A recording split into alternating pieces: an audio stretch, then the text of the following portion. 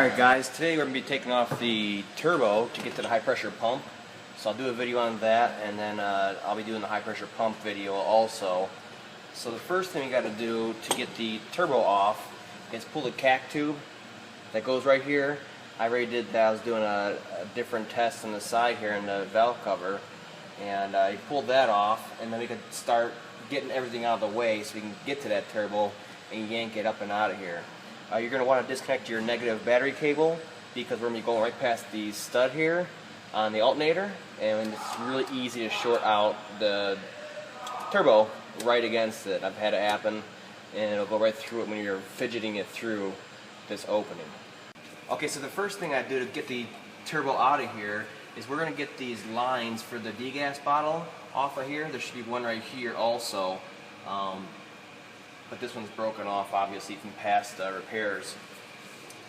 So make sure you release your pressure first from the cooling system by loosening the cap, and then we can take these lines off and put them off to the side, and then we'll plug the ports on here, and then we'll take these two bolts out. This one's missing a bolt also. Had a lot of previous repairs that were kind of not professional. It's the best I would say. So we're going to try to fix this truck back up and get it done. Okay, so once you plug your lines and you tighten your cap back up, we can put this down here, something like this, and it'll just sit there. And then we got access to these two 10mm nuts right here that hold the intake elbow.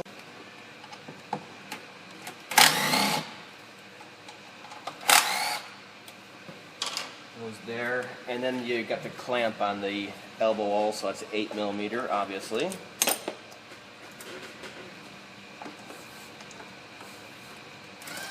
And this one's loose too, so this is going to be a fun truck to record, I guess, because there's a lot of stuff that's overly tightened. There's a lot of stuff that's just loose, so it's going to be fun. Now for this oil crankcase breather hose right here, I just pry up on it a little bit with a pry bar just till it releases, and then you can pull it up and out of there and then twist this whole thing off. After that, I start getting all these retainers out all the way along here. These ones are underneath.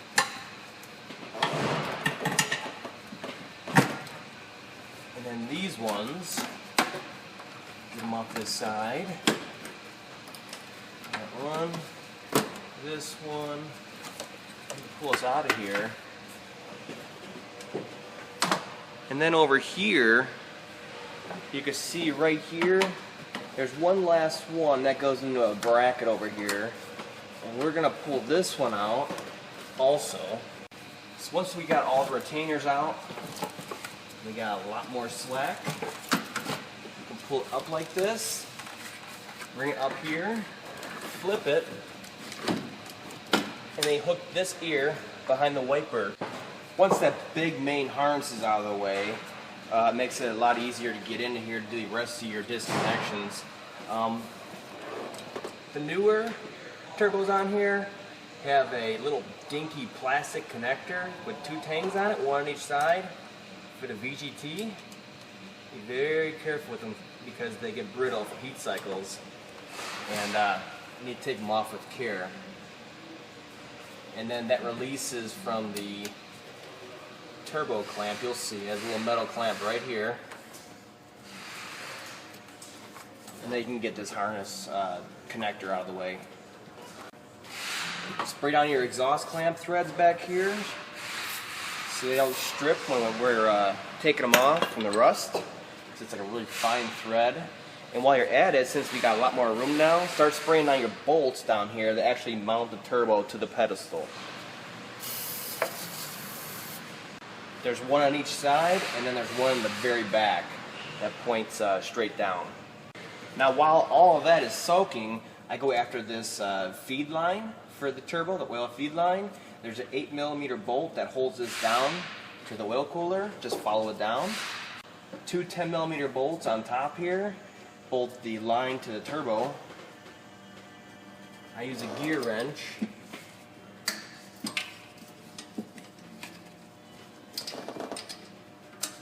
Get in the back side here then. Oh.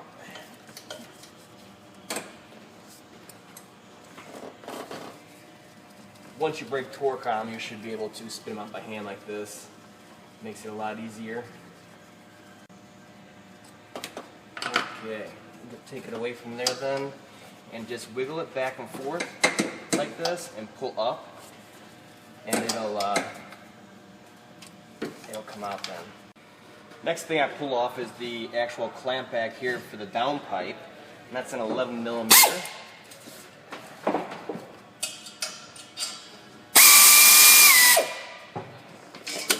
Put your finger on the back side here, because it's a loose stud going through there with a T on the end of it, and it's going to come through and come out the other side of the clamp, and then it'll spin while you're trying to loosen it. So you just put a little bit of pressure your finger back here, and it'll stay within its clamp housing. And loosen this till the nut gets to the very end. Alright, once the nut is fully loosened all the way to the end here, you just push in and it pops up on the other side, and then it separates in half. Now, the other option is to leave it on here, but usually it falls down. This is why I turn it around. And you can get it out. Going like that, and spread it. Bring it up. Down pipe loosened. Now the other connection we got is the turbo up pipe clamp, and that's usually facing backwards, back in here. But this one is how we change them out when we, after we're done servicing them, so they face this way, and you can get a impact on them and pull them right out. So maybe either way, depending on if yours has been serviced or not. Now if yours is on the back side there facing the firewall, use a 3-inch extension and an 11 millimeter deep well, and they can get back in here with a ratchet, and you can get it that way, and it'll just make it then. Alright, so we're going to loosen this one, same thing. Put that nut all the way to the end, or else we're going to have problems getting that clamp over the pipe and off.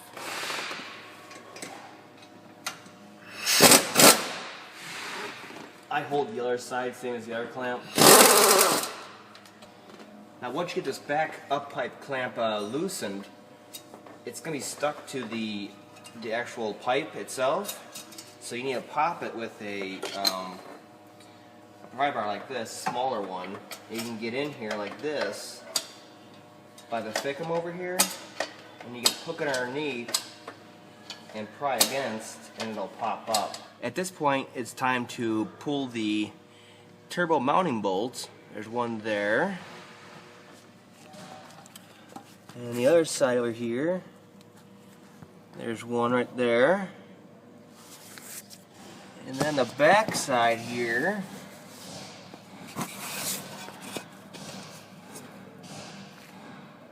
there's one. Now for this one right here, I use a regular 3/8 ratchet and a regular 10 millimeter socket, 6-point though, and then it just fits in there. And we can use this to break torque on it at least. There we go. Besides that, it's going to get stuck in there, so I finish it up with a gear wrench style for this one. And the bolts aren't that long, and they're kind of a coarse thread, so they'll come out fairly quick. Now for that back one that is straight down like that, I use a 6-inch extension and then the same socket, 10 mil 6-point, and you go in there back around this side, and it fits in there just perfectly, perfect height, and you can get that one out fairly easy, unless it's very, very rusted in there. Kind of like this. I reach around to this side and stabilize it while this side wrenches, so it doesn't lift off of there and start rounding out. And then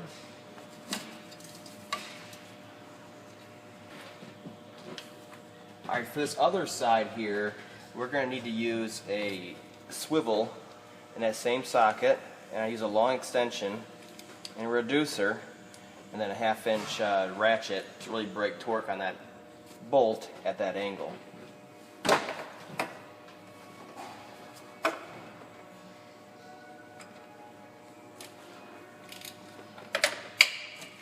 way you can work on it from out here.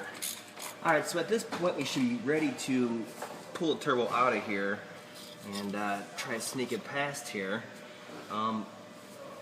This rear clamp for the up pipe, make sure that it's stuck onto the turbo itself,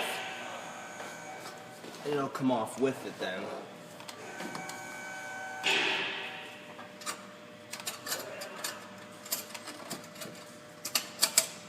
There we go, it's attached to it now. After that, you simply lift up and off the oil drain down here to wiggle it, and right there we're free. Then you come towards yourself, towards the alternator, and sneak it past this area right here. Alright, before you pull this oil drain tube right here, make sure you clean the actual valley of the engine where it goes into the high pressure pump cover there before you do, because there's usually a lot of debris in here, bugs, all kinds of stuff. So I use brake clean and air. Beyond that, this just wiggles out. That's how it goes in there, just sticks right into the high pressure cover and it drains through there. So we'll get that out of the way so we can change the O-rings. Okay, so whether you're pulling the turbo and changing it out, or you're going further like to the high pressure pump like I am, either way I like to loosen the bolts for this pedestal so that we can use it to our advantage when we're going back in to align it to the up pipe. It's one of the first things we got to do, and otherwise you're jerking around a bunch of rusted bolts down below. So what I do is I align it up here instead of messing with the whole Y pipe, because that's usually pretty brittle also as far as the flex joints. So we'll do it up here upon reinstallation. Make sure you put new O-rings on your oil drain tube, and then it goes in this way, right into the cover there. Just wiggle it in a little bit so it's about right there. And I make sure that I put a trans gel on these O-rings, bottom one and this one. That way when we're putting that turbo back on here, it just kind of slides in and moves for us without fighting and cutting these O-rings. Alright, so we're going to keep this pedestal loose. You can see I got some movement, and that'll help us align to the up pipe here especially. For right now, we're going to keep them loose, and then once the turbo's on and we're connected to the up pipe, we can tighten the pedestal bolts back down. Right now, it's turbo time. So your first goal will be trying to get this oil drain tube lined up, which I just did, and you can see it's falling into place. And then you need to get it into the notches on the pedestal just by moving it around a little bit. You can see we're in our notch here, so it rests right there perfectly. So that means this bolt will be lined up perfectly. And then the same thing over here. We're sitting on that notch also. So we're perfectly mated up all the way around the two flanges. You could see them right there. And now we're going to put the band clamp on there.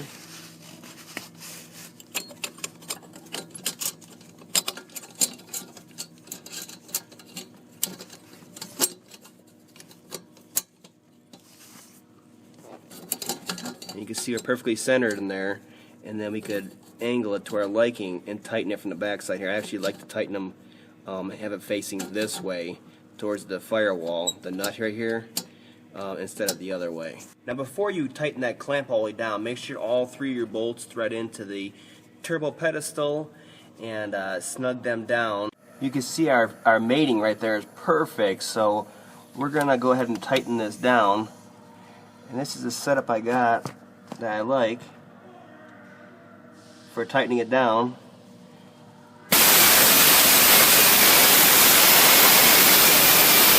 While you're at it, line up your downpipe and clamp and tighten that up. Change your O-ring out on your high pressure oil feed for the turbo, and we can put it in down here and just wiggle a little bit, and it'll pop in there like so. And then our new paper gasket,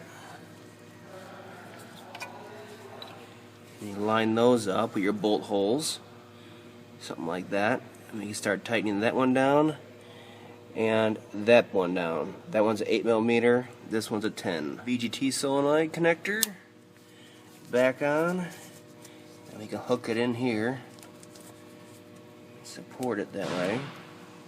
Alright, torque your pedestal bolts to 25 foot-pounds, and then clean the inlet here and the outside with brake clean on a rag, and then we'll clean the other side too, so the actual cack tube does not slip off under boost. It's very important to clean the outside and right here on the inside where the oil collects. The other important thing is to clean the actual cack boot right here where it goes into each side. Right here where it actually clamps down so it doesn't slip off also. It's very important to clean that with some brake clean. Then you could just slip it on to the cooler itself first, wiggle it on there, and then you can get this side aligned so it bottoms out. There we go. Alright, the most important part of this turbo cack tube, the hot side one, is to line up the marks on the cooler itself, that line, that black line, and then the white line. Like that, and then you tighten it down, and then the turbo pipe will be raised up instead of down like that, and it'll kind of float in there and go through all these lines and the rest of the engine components without vibrating on them, and then it'll be perfectly aligned over here so that it fits fully on the turbo also, so there's no blow off. So go ahead and tighten this side down first, and that will align the rest of the pipe, and then you do the turbo connection over here second. And the torque spec on those is 108 inch-pounds. Next, we're going to do the air inlet elbow right here. Just make sure you get a new green O-ring on here, else that will leak oil over time. Should be able to see that. And then you'll be able to just pop it in there. First thing we're going to do is put it on the turbo all the way, and then we're going to get our breather tube into the breather and valve cover, fully inserted. There it goes. And then you can concentrate on getting the bracket right here onto the fickum. Get everything lined up. Tighten your clamp at the turbo.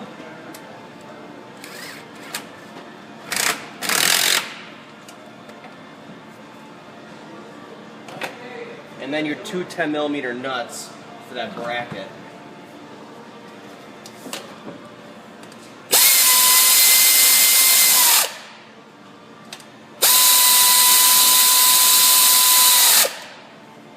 Pull it out of here, and we're going to do these two first. Here, that side. There we go. Do our retainers. All three of them, and here, and then of course you have this one right here also, this gray one that just pushes through. Now if you cut it to pull the harness up or was missing before, just put another long zip tie through this retainer right here. It holds up the coolant control valve if yours has it. And just tighten it enough so it raises it up so it's not sitting on the wire harness down below, and it just kind of floats there. Alright guys, almost done here. Put your coolant bottle back in the slot.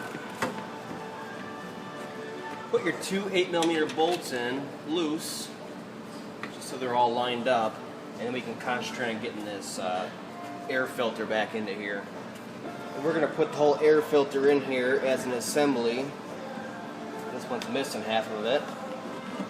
Like I said, this truck's been into a few too many times. The whole thing in there.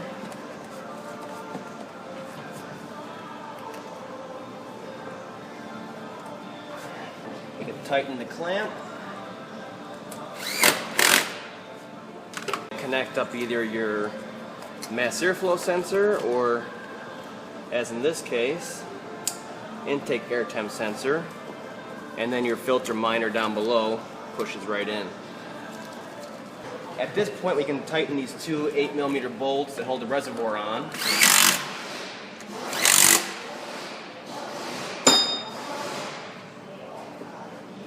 And then put your two coolant bleed hoses onto the reservoir that we took off earlier.